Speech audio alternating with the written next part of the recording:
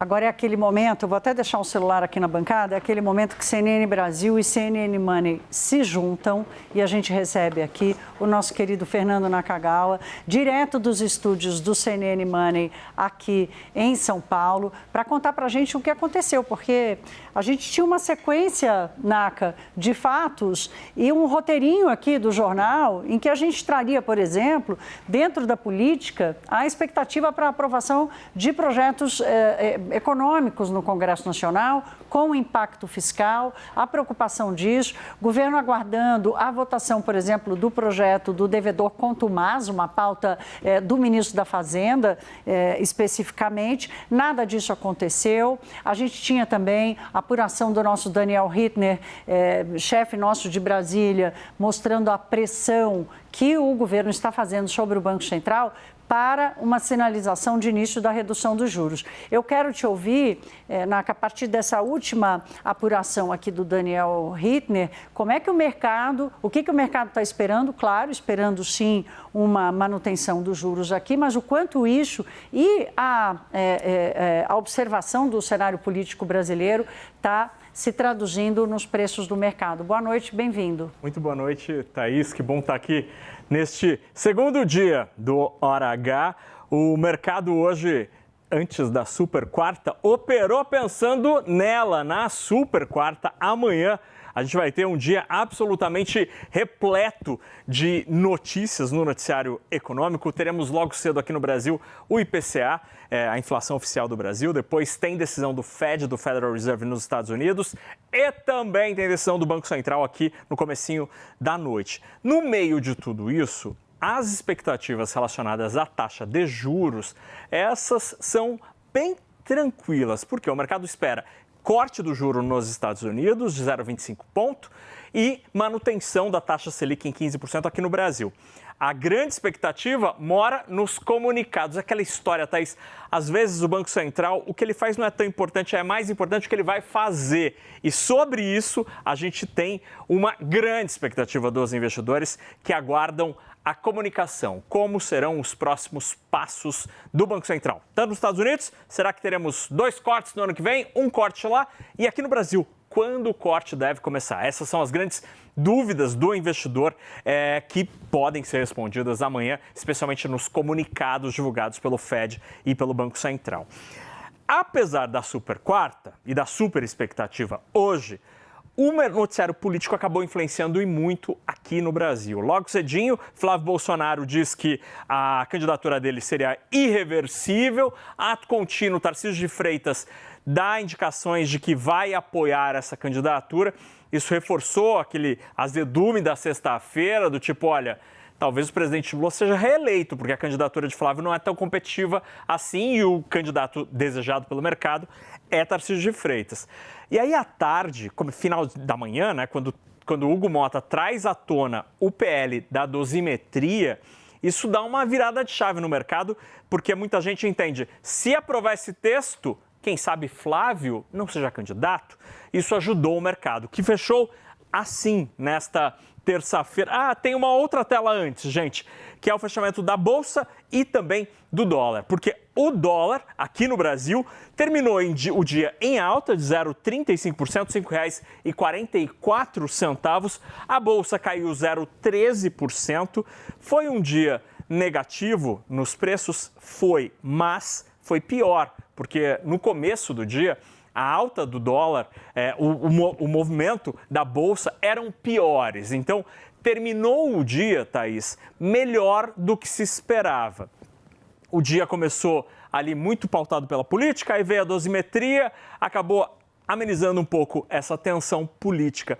Agora, é interessante, Thaís, pensar como todo este debate sobre quais serão os próximos passos da política devem impactar na agenda fiscal, porque a grande questão econômica a ser respondida na campanha eleitoral é o que a pessoa que ocupar o Palácio Planalto a partir de 2027 vai fazer com as contas públicas.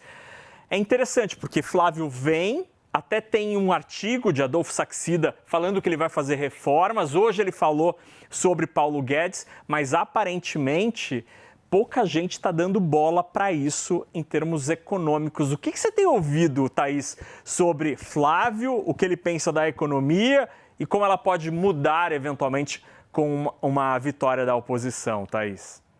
Naka, o que eu estou ouvindo é muito interessante, porque, assim, especificamente desse recurso de Flávio Bolsonaro de trazer Paulo Guedes para a sua chapa, né? Em que ele diz, olha, eu vou repetir Bolso Guedes. Adolfo Saxida foi do ministério de Paulo Guedes e depois assumiu um ministério no governo Bolsonaro. Ele é, não um porta-voz, mas ele é uma figura que fala bastante pelo governo Bolsonaro e tudo mais. Agora, não há nenhuma sinalização de que Paulo Guedes já topou essa parada. Ele está super preservado, ele não responde mensagem, ele não atende ligação, diz que nem no calçadão lá no Rio de Janeiro ele está caminhando mais. Agora, isso não é mais... O que eu ouvi, que é muito importante, que é o seguinte, é que não é mais uma preocupação de quem seria o ministro da Fazenda do Flávio Bolsonaro, é a preocupação do quanto o sobrenome Bolsonaro provoca de rejeição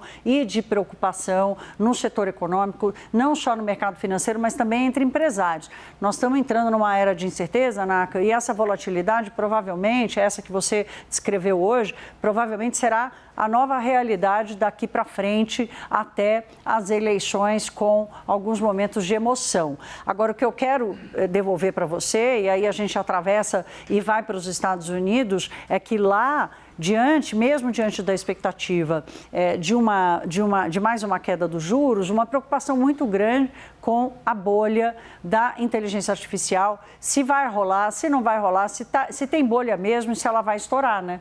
Esse é um tema que vira e mexe, volta a ser debatido e esta preocupação, Thaís, ganhou corpo nas últimas horas.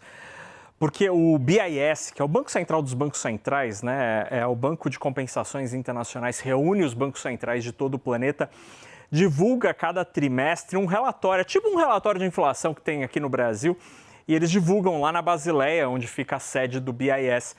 E no documento conhecido ontem, eles fazem um alerta, um grande alerta, dizendo que nunca nos últimos 50 anos, e sim 5 décadas, houve uma valorização tão expressiva de dois ativos, de dois preços que geralmente andam em rumos opostos.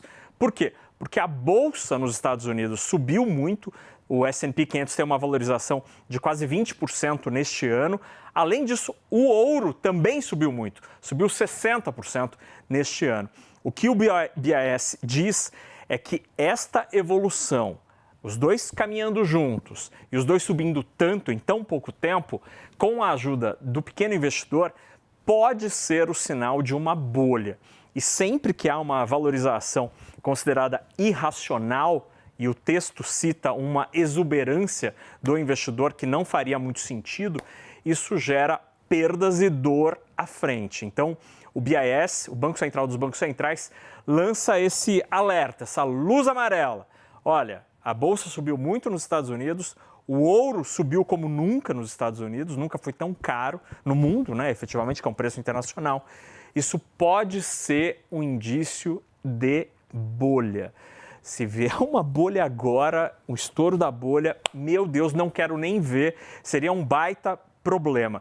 Então, essa economia global, que ainda tenta se reerguer da guerra comercial de Donald Trump, passa a tratar também deste risco. Ele já existia, é verdade, já se discutia isso, mas ter a chancela num documento do BIS traz outro patamar. Então, é uma preocupação, Thaís, que infelizmente não pode ser ignorada.